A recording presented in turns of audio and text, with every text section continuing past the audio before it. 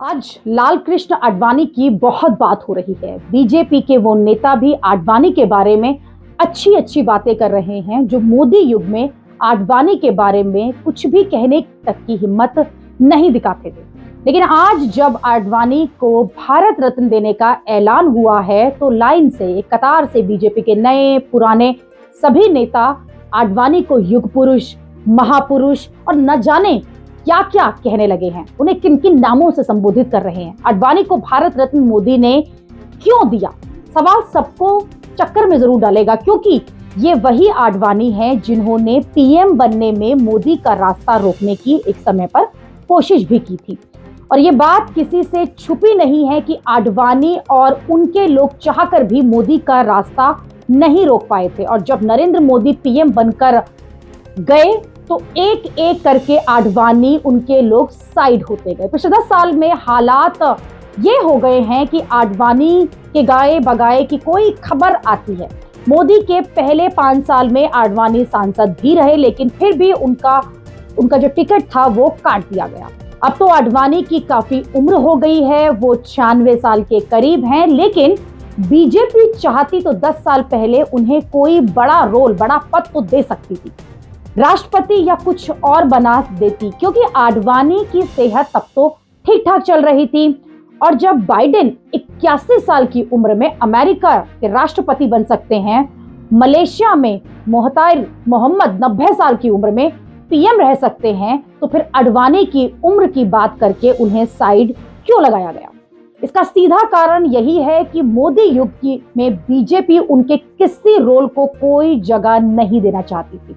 और अब सवाल ये है कि जब आडवाणी को साइड कर ही दिया गया था तो अब ये साफ साफ दिख रहा है, तो अब उन्हें भारत रत्न क्यों दिया जा रहा है और नरेंद्र मोदी ऐसा क्यों कर रहे हैं? तो कुछ शायद एक सोच तो ये होगी कि बीजेपी वो कोर वोटर जिन्होंने अटल, आडवाणी, जोशी का युद्ध देखा है, उन्हें राम मंदिर के उद्घाटन में आडवाणी का ना होना जरूर खटक रहा होगा।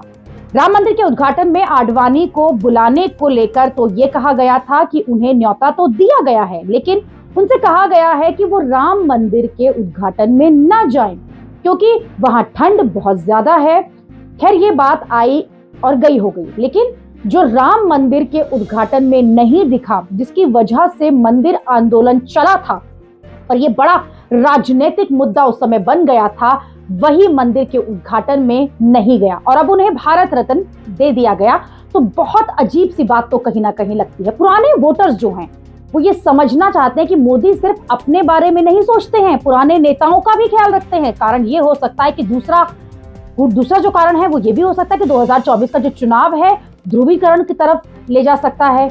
उतना लेकर जाओ, क्योंकि आडवाणी वो नेता हैं जिन्होंने रथ यात्रा की वजह से मंदिर आंदोलन को उग्र किया था और कहीं ना कहीं उसी वजह से बड़ी उग्रता से आखिरकार वो दिन ला दिया गया था कि बाबरी मस्जिद जो है उसका ढांचा गिरा दिया गया था। इसके बाद बड़े पैमाने पर सांप्रदायिक हिंसा हुई, बाबरी ढांचा गिराए जाने को लेकर केस भी चला, जिसमें लाल कृष्ण आडवाणी भी एक आरोपी बने थे। लेकिन अब उन्हें भारत रत्न देना और इसी समय देने का कारण क्या हो सकता है? ये सीधे सीधे 2024 के चुनाव का कनेक्शन दिखता है। इसी कनेक्शन की वजह से कर्पूरी ठाकुर को भारत रत्न दिया गया, जिससे बिहार का समीकरण साधा जा सके और नीतीश कुमार को अपने पाले में लाया जा सके। क्योंकि आप देखिए कि जैसे ही बीजेपी किसी और को भी भारत रत्न दे सकती थी, कहीं ना कहीं मरणोपरांत भारत रत्न तो ये सरकार दे ही रही नहीं है। तो श्यामा प्रसाद मुखर्जी हुए, दीनदयाल उपाध्याय हुए, सावरकर जैसे नेताओं को भी भारत रत्न दिया जा सकता था, जिनके नाम पर बार बार बीजेपी के नेता लेते रहते हैं, उनका नाम जपते रहते हैं, लेकिन ऐसा नहीं हुआ और आडवाणी को भारत रत्न दिया।